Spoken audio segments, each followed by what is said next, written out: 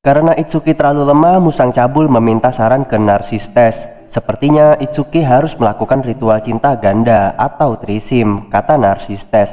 Karena ritual cinta ganda sangat sulit dan pahlawan sebelumnya belum pernah berhasil, Itsuki meminta waktu untuk memikirkannya. Kemudian Itsuki menemui Mahiru untuk menenangkan dirinya. Siapa sangka Mahiru pingsan saat mandi bersama Itsuki. Dan bonekanya terjatuh di kolam. Setelah beberapa saat mencari, Itsuki akhirnya berhasil menemukan boneka itu. Kemudian Mahiru dan Itsuki yang semakin dimabuk cinta ingin berciuman. Tapi Musang Cabul menghentikan mereka dan menyuruh untuk melanjutkan di kereta transparan yang Musang Cabul bawa. Karena terlalu vulgar, Mahiru marah dan menolak untuk melakukannya. Setelah kembali, Itsuki yang masuk angin diperiksa Reone. Mengetahui dari Musang jika Itsuki membutuhkan partner ritual cinta ganda, tak disangka-sangka Reone mau melakukannya dan menyuruh Itsuki untuk mencari satu gadis suci lagi. Selagi berjalan, Itsuki memikirkan siapa yang akan ia ajak untuk ritual ganda. Karena Mahiru sedang marah dan Ruka tidak kelihatan lagi. Ia pun bingung. Tidak lama, Itsuki bertemu dengan Falun yang bekerja sebagai penari di bar.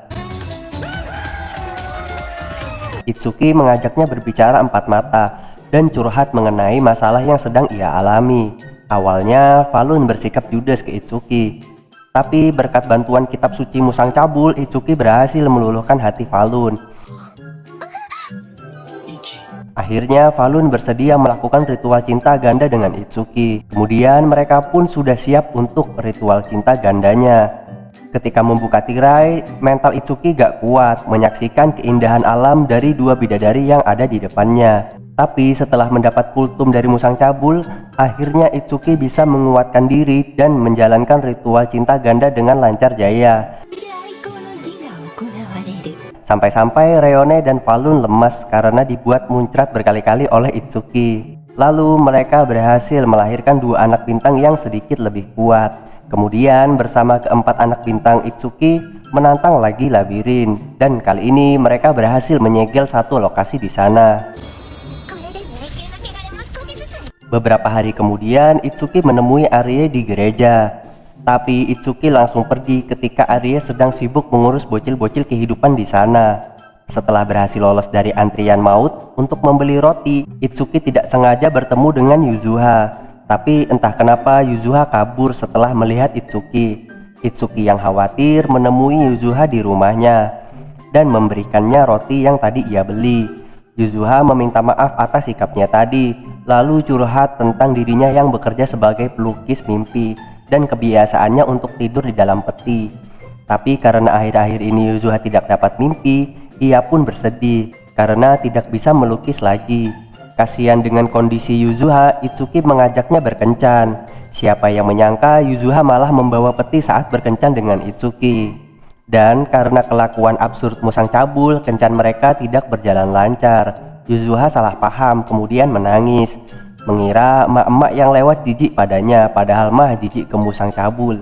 Kemudian Itsuki pergi ke gereja untuk merenung sejenak. Di sana Ari menceritakan penyakit Yuzuha, dan penyakit itulah alasan Yuzuha membawa peti kemanapun ia pergi, agar ia tidak merepotkan orang lain. Kemudian Ari meminta Itsuki untuk memberi alasan bagi hidup Yuzuha. Lalu Musang Cabul meminta maaf ke Itsuki dan memberikan sebuah peti buatannya ke Itsuki. Dengan peti itu, Itsuki berinisiatif untuk mengajak Yuzuha kembali berkencan dengannya, dan kali ini kencan mereka berjalan dengan sangat romantis. Hingga akhirnya Itsuki bisa melakukan ritual cinta dengan Yuzuha yang sudah kelepek-kelepek padanya. Kemudian Itsuki menemui Arie untuk berterima kasih padanya dan memberikan hadiah yang sudah disiapkan Musang Cabul ke Ari sebelumnya. Setelah Ari membuka hadiah itu, sifat Ari langsung berubah 990 derajat dari kalem menjadi Masakos.